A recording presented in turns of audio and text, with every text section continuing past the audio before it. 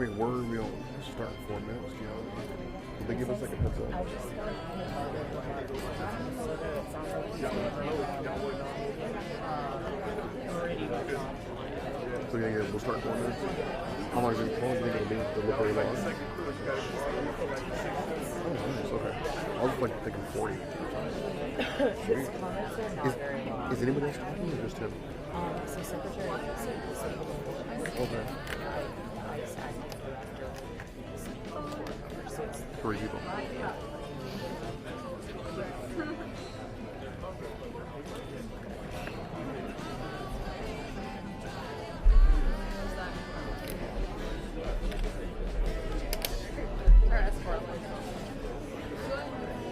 I hope so. Otherwise, it's not really useful.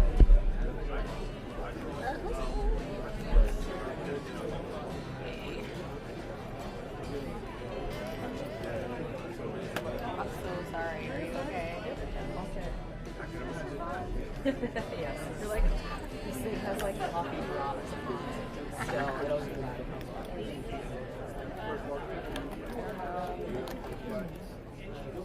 I don't know how many they'll take up either. So like maybe everybody or not. We have a lot.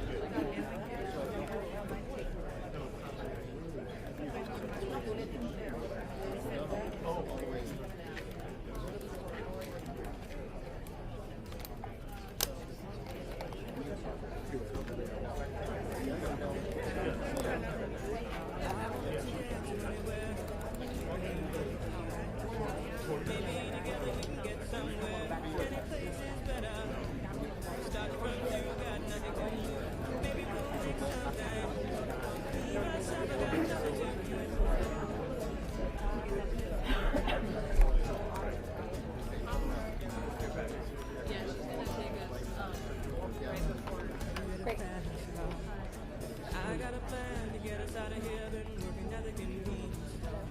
Managed to save just a little bit of money, won't have to drive too far.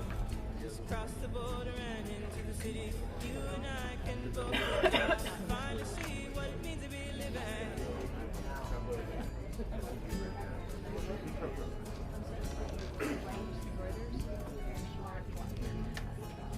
My old man's got a problem. Yeah, but the bottle, that's the way it is. He says his body's too old for work. His body's too young to look like his. Mama went off and left him. He wanted more from life than he could give. I said somebody's got to take care of him. I quit school and that's what I did.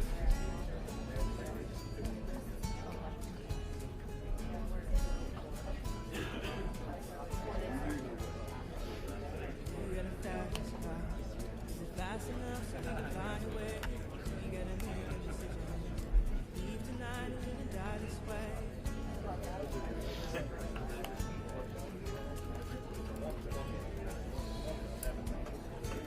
So I remember when we were driving in your car. Speed so fast, I felt like I was drunk. City lights lay out before us, and your arm felt nice wrapped around my shoulder. And I had a feeling that I belonged. I had a feeling I could be someone, be someone, be someone.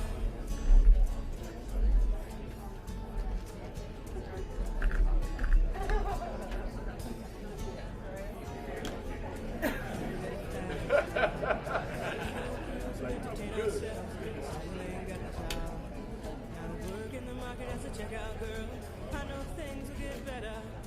You'll find work now, get promoted, move out of the shelter, buy a bigger house and live in the suburbs.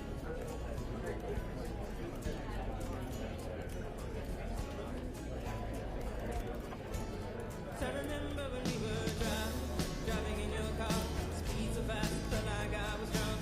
City lights lay out before us, your arm felt nice wrapped around my shoulder. And I had a feeling that I belonged.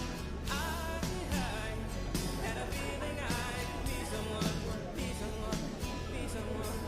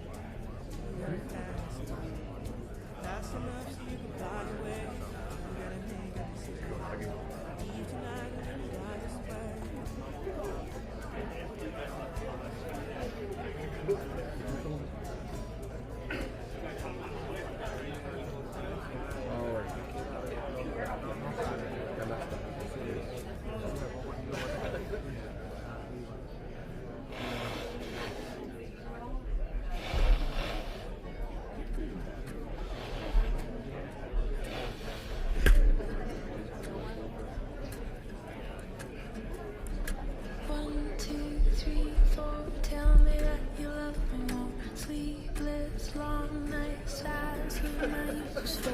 Oh, teenage hopes arrive at your door. Left you with nothing, but they want some more.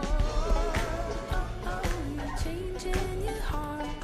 Oh, oh, you know who you are. Sweetheart, bitter heart, now I can't tell you apart. Cozy and cold, put the horse before the cart. Those teenage hopes who have tears in their eyes, too scared to run up to one little lie. Oh, oh, oh, you're changing your heart. Oh, oh, you know who you are. 1, 2, 3, 4, 5, 6, 9, 10. Money can't buy you back the love that you had then.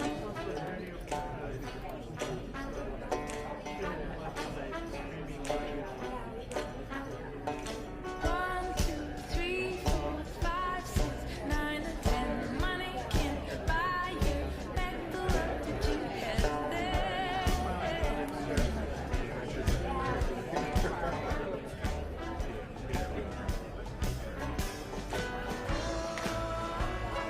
Changing your heart. Oh, oh, you know who you are. Oh, oh, you're changing your heart. Oh, oh, you know who you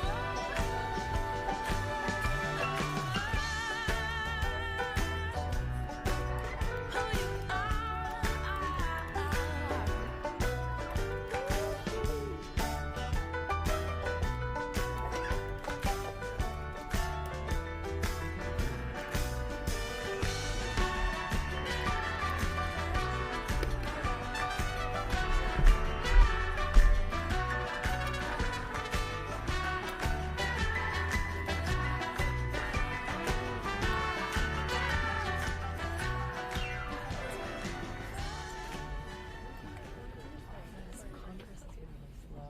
Everything else has been really busy. Busy, right? Supreme Court stuff. It's just been everything this week. So I guess it shifts back once you have an update. question for you about next week. I assume everything will be there on Monday when you announce it. Ladies and gentlemen, at this time, please silence your cell phones.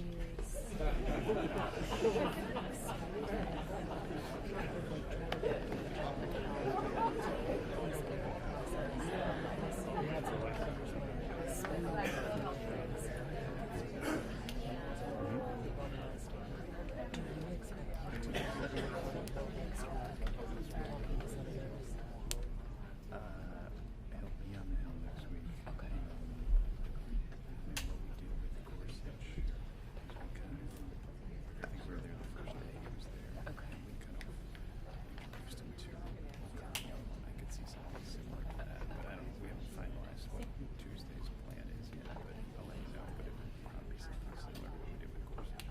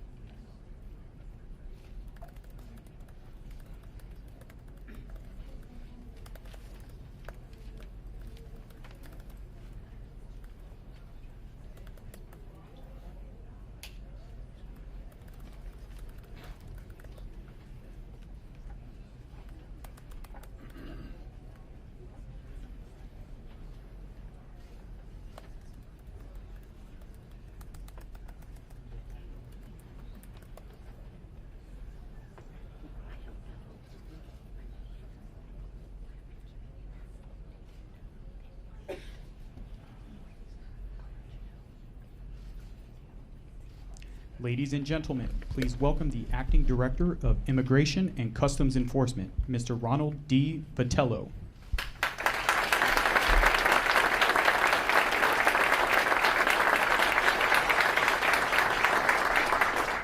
Good morning, and thank you for joining me to host our Secretary of Homeland Security, Kirstjen Nielsen, and Vice President Mike Pence. Before they speak, I want to once again thank you all for choosing a career in federal law enforcement. Most of the United States doesn't know what you do, but the people in this room do, and the people that are listening online do, and we're very appreciative that you've chosen this as your career field and that you stand shoulder to shoulder with us to uphold the rule of law and protect this country in all the manner and enterprise of Homeland Security. In the last few months, we've seen the good work we do come under attack. Throughout this challenging time, we've heard Secretary Nielsen repeatedly supporting our efforts and pledging the department's commitment to ISIS people. Her dedication to America has also impacted her personally. Thank you, Madam Secretary, for standing up for us and the mission. Your support means a great deal to our workforce. And I'm honored to invite you to the podium. Secretary Nielsen.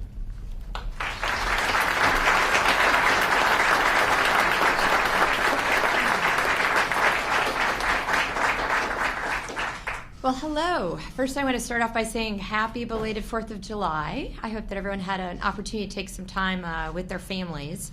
It's a pleasure to be here today, and as always, I'd like to take the opportunity to thank the great men and women of ICE. This week, as we celebrate our independence, I also especially want to thank you and your families for your service to our country and for keeping our communities and our country secure. It's also my distinct pleasure to re-welcome Ron Vitello as our acting director of ICE. As you all know, he has many, many years, 33, I believe is around the number, years of experience within our larger family and within law enforcement. We are thrilled to have him. And if we could start quickly, I'd like to give him a round of applause.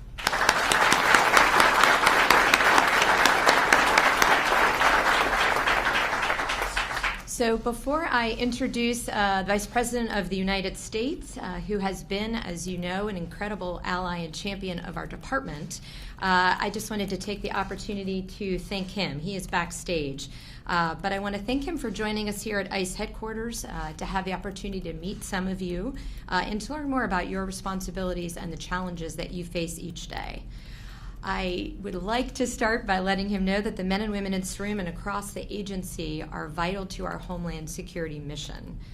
You certainly have my undying respect and appreciation, and I'd like to take the opportunity to just highlight a few of your missions because there are so many. So, Mr. Vice President, before you come out, the folks that you will see, they strengthen Homeland Security and public safety by taking criminal aliens and gang members off our streets, disrupting and dismantling transnational criminal organizations such as MS-13, and keep our communities safe and reduce the drug flow. You also protect our country by investigating crimes against our country's travel, trade, financial, and immigration systems. You're critical to our CT efforts, involved in almost every foreign terrorism investigation related to cross-border crime. I'll always be remiss if I don't mention your expertise and experience in cybercrime. It's always a pleasure to direct people to visit the Cybercrime Center. Everything you do in trafficking, child exploitation prevention, counterproliferation of weapons of mass destruction, and of course, you uphold our immigration laws with professionalism, dignity, and compassion through efficient enforcement and removal operations. It's truly an honor to serve alongside all of you.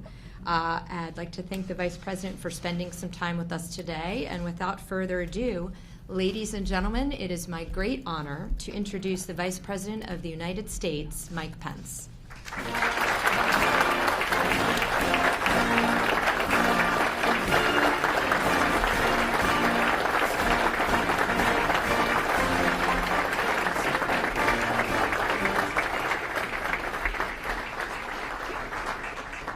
Secretary Nielsen, Acting Director Vitello,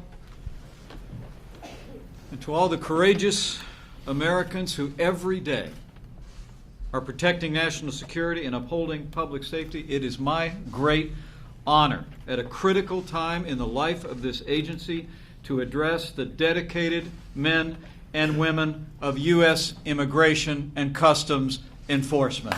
Thank you.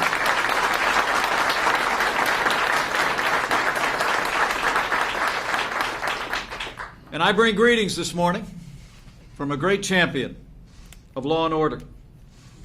And as he reminded and wanted me to convey today, a leader who stands without apology with the men and women of ICE and law enforcement at every level. I bring greetings from the 45th President of the United States of America, President Donald Trump.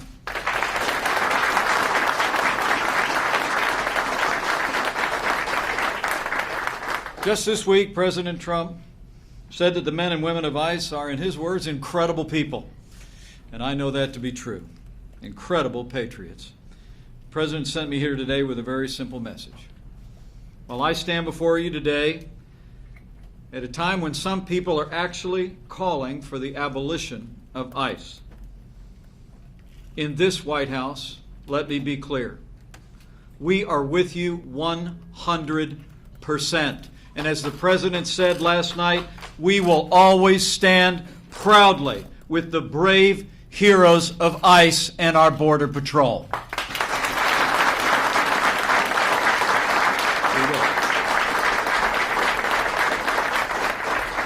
Now, before I go further, let me give thanks to a few other great leaders. First and foremost, I want to thank Secretary Kirstjen Nielsen not just for the warm introduction, but more importantly, for her strong and resolute leadership of our Department of Homeland Security. She has stood strong for the courageous men and women of this agency, and the American people and our safety have been advanced as a result. Would you join me in thanking the 6th Secretary of Homeland Security, Secretary Kirstjen Nielsen, for your service to the United States.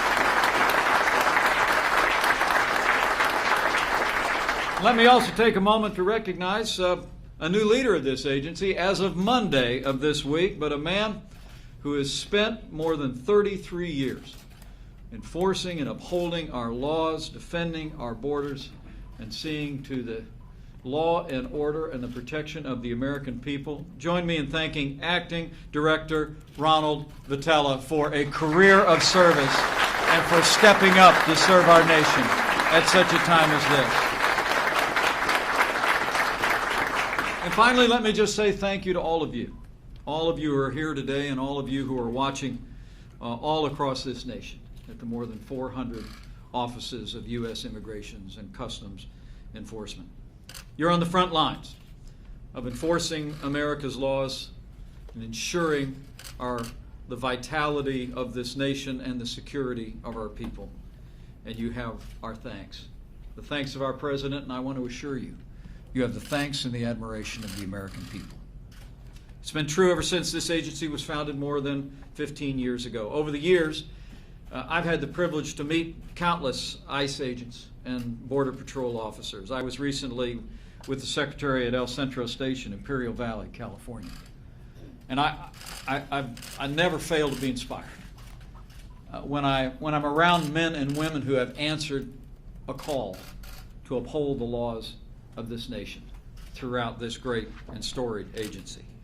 The truth is your courage, your determination, your dedication to the law and to the American people inspires me and inspires the people of this country.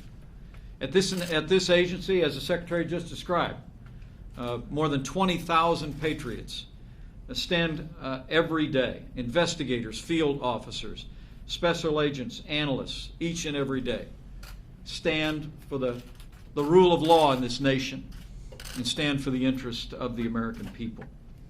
You step up to enforce our system of legal immigration. And the truth is, every day, men and women of ICE also confront criminal illegal immigrants who endanger our communities and prey on our most vulnerable. Our ICE agents are busy every day taking them off the streets. You've fought vicious gangs like MS-13. You've stopped human smugglers, child traffickers, disrupted drug cartels that are poisoning our youth and stealing lives of promise. You've apprehended terrorists who've come into our country to challenge our way of life and harm our people. The truth is, the statistics really don't tell the tale, but they're worth repeating. In 2017, U.S. Immigration and Customs Enforcement made 4,818 gang arrests, including they took from the streets 796 members of the MS-13 gangs. And our communities are safer as a result. There were nearly 33,000 arrests by ICE personnel, criminal arrests, individuals who came into this country illegally and then pursued crime against our people. Nearly 1 million pounds of narcotics were seized by ICE agents in 2017 alone. And most touchingly to me, as a father, ICE agents rescued 518 human trafficking victims and 904 children subject to child exploitation were rescued by ICE agents all across America. We are enforcing our laws and protecting the most vulnerable.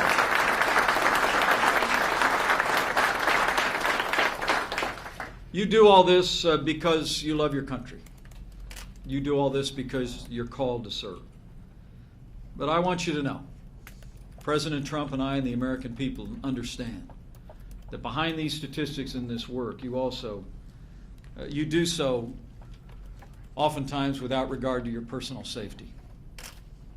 Men and women of ICE, like all of law enforcement, you've answered a call that requires you to put the lives of your countrymen ahead of your own. And I want you and your loved ones to know that we understand this. We appreciate and understand the risks that you face when you come into contact with violent criminals, when you enforce the law, when you remove drug dealers and gang members from our streets that threaten our families. In recent years, tragically, attacks on you and your fellow law enforcement officers have risen dramatically. In 2017, attacks on your fellow DHS colleagues at Customs and Border Protection increased by nearly 75%.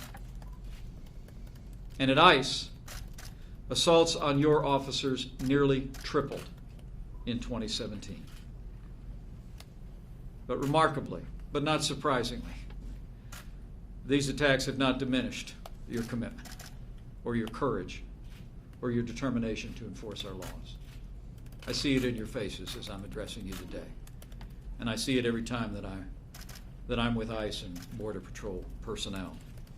The challenges only steel the resolve of courageous men and women who have the character to serve. And I want to assure you, these challenges and the challenges you face have only strengthened the resolve of this President and this administration to stand with you every step of the way.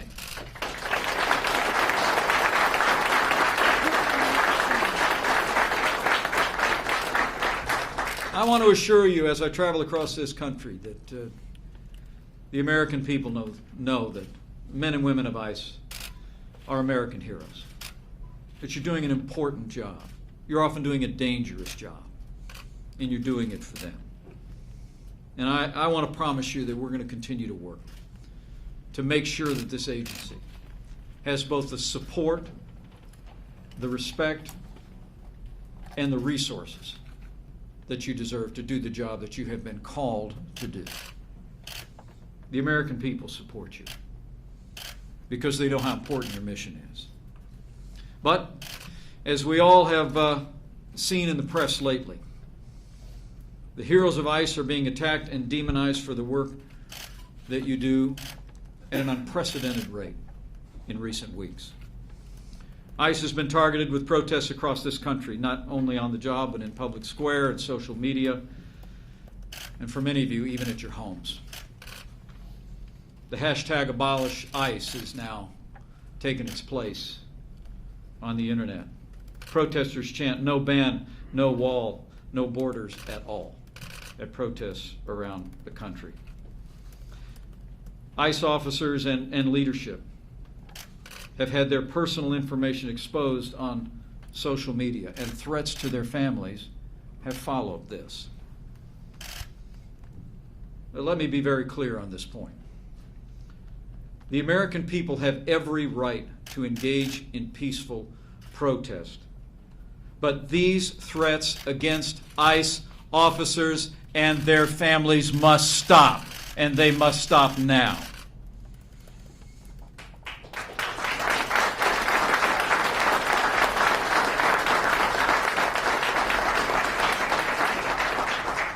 The sad fact is, though, it isn't just the expression of the radical left that's been speaking out against ICE lately. The truth is that opposition of ICE has moved to the center of the Democratic Party itself. Just when you thought the Democrats couldn't move farther to the left, leading members of the Democratic Party, including candidates for higher office, are actually openly advocating the abolition of ICE, an agency that protects the American people in our communities every single day. Senator Elizabeth Warren, Senator Kirsten Gillibrand, and the mayor of New York City, Bill de Blasio, have all already called for ICE's abolition. A leading candidate for governor of New York actually even appallingly called this agency a terrorist organization. Now let me be clear on this point. The American people have a right to their opinions. But these spurious attacks on ICE by our political leaders must stop.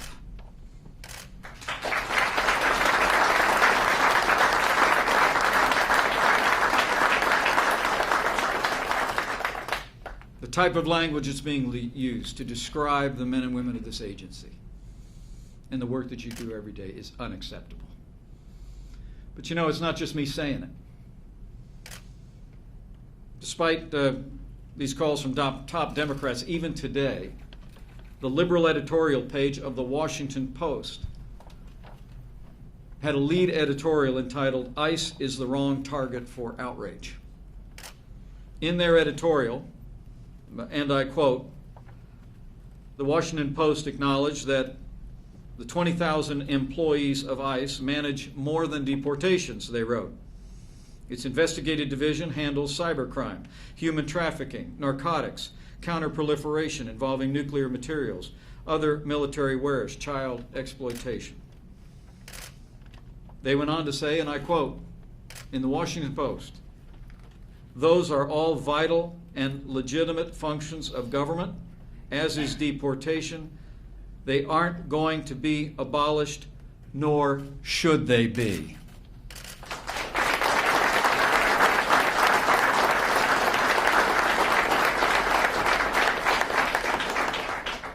You know, the truth is the calls to abolish ICE are not just outrageous, they're irresponsible.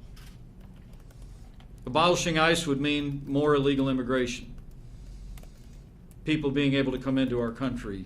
Last year, ICE actually removed 226,000 illegal immigrants from our communities in our country. Abolishing ICE would mean more violent crime. Last year, ICE arrested more than 127,000 immigrants with criminal convictions or facing charges for breaking our nation's laws, including criminals who were responsible for 50,000 assault offenses and more than 11,000 weapons offenses, 2,000 kidnapping offenses, and 1,800 homicide offenses. Abolishing ICE would mean more vicious gangs like MS-13.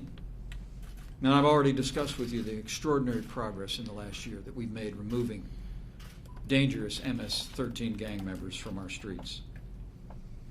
The truth is that the arrests that were made by ICE represented an 83% increase from the last full year of a previous administration. That is real progress that's making a difference for the safety and security of our families and our communities. Abolishing ICE also would mean more drugs in our schools and on our streets. Last year, ICE seized nearly 500 tons of narcotics, nearly 1 million pounds of heroin, fentanyl, and other deadly drugs that criminals and cartels were smuggling into our country. Abolishing ICE also would mean more human trafficking. And as I mentioned, last year, 518 human trafficking victims, nearly 1,000 victims of child exploitation. Abolishing ICE also would give terrorists a new chance to exploit immigration loopholes. It's exactly what happened before September 11, 2001. Because of the tireless work of ICE and the entire law enforcement community over the past 15 years, I truly do believe the men and women of this agency over the last 15 years have played a critical role in ensuring that no major terrorist attack occurred on our shores, and you deserve to be credited.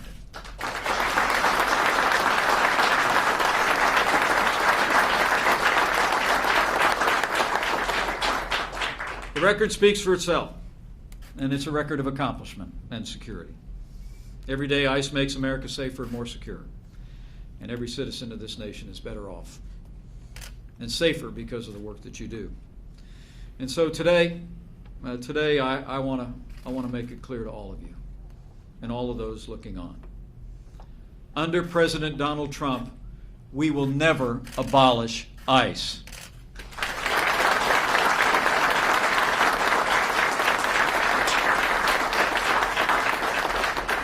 As the President said, we will never fail to applaud and expand and empower this agency with the resources that you deserve.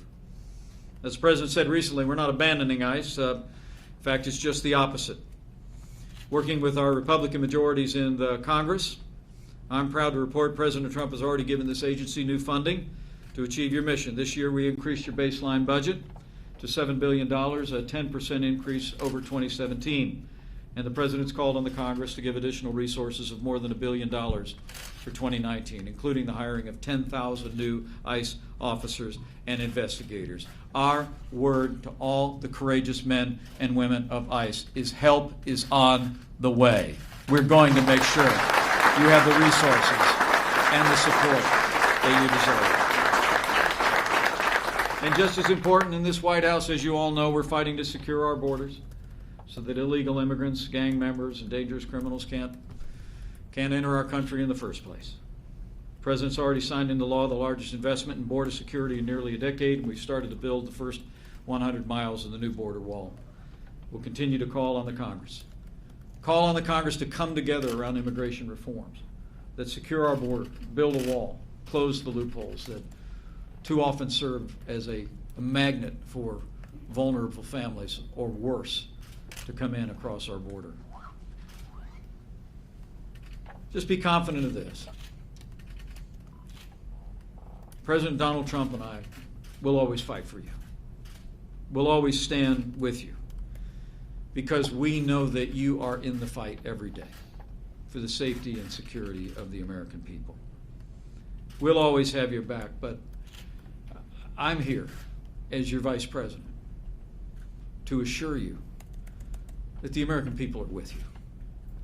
As I travel across this country, I hear the admiration and appreciation that millions of Americans have for the men and women of this agency, for the sacrifices that you and your families make every day so that their families can be safe and secure. We're all grateful for your courage. We're grateful for the risks that you're willing to take to uphold our laws and defend our country. We're frankly grateful that our nation has men and women of such character and selflessness who are willing to step forward in this cause. So, men and women of the U.S. Immigration and Customs Enforcement, I'm here to tell you that we stand with you, and we always will. But not only will we stand with you, giving you the resources and the respect that you deserve, but I also want to assure you that you're in our prayers. And I know you're in the prayers of tens of millions of Americans who understand the risks that you take, who understand that for many of you, when you walk out the door in the morning, it's different, like it is for every law enforcement officer in this country. You've responded to no ordinary calling. It's a calling where you've decided to consider others as more important than yourself. And your families have supported you in this calling. And we understand that. And so you go with our support, but you go with our prayers. And for my part, I can't help but reflect on the words of the psalmist. in my hope that you would be confident that his faithfulness will be your shield and your rampart. That you will not fear the terror of night or the arrow that flies by day, that as you make him your refuge, no harm will overtake you ever. That will be our prayer. So thank you for the honor of addressing you today. But more importantly, thank you for your service. Thank you for what you do for the American people every day to ensure the success of this nation and the security of our people. Now, I leave here today with renewed confidence that you'll continue to do just that. That despite the criticism that may be leveled by some, that I know you'll continue to do your job with determination. You'll uphold the rule of law. You'll see to the interests of the American people. And with your continued service and courage, with the support of the American people, with President Donald Trump in the White House, and with God's help, I know we will make America safe again. And we'll have all of you to thank. Thank you very much. God bless you. God bless U.S. Immigration and Custom Enforcement, and God bless the United States.